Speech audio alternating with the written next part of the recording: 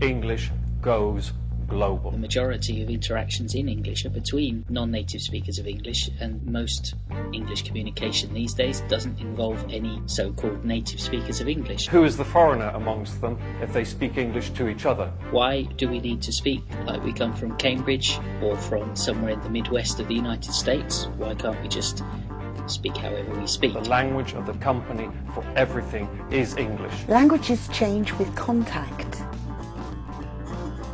A lot of the things that we do, we're actually wasting their time.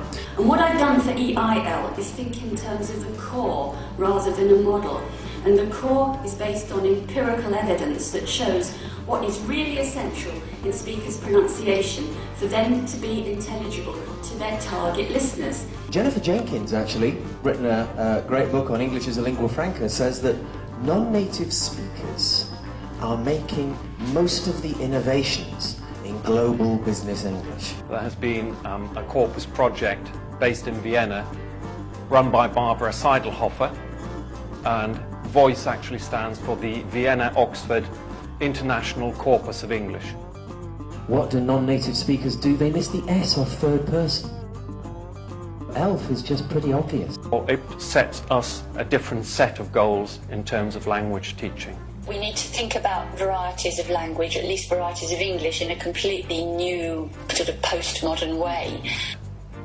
And it might change the grammars of English or the dictionaries of English. You can't look at speech community only in the sense of people who speak with other people in a local context anymore. If they need to do business with other people who don't speak English as a native language, it may be that they need lean language.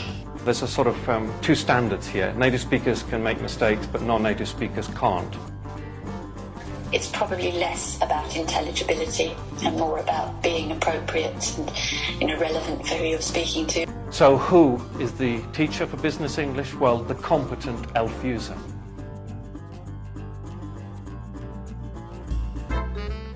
What's ELF, what's BELF, and does it matter?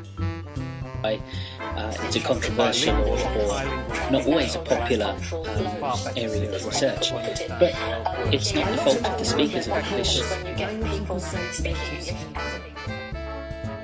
February the 7th, come join the conversation.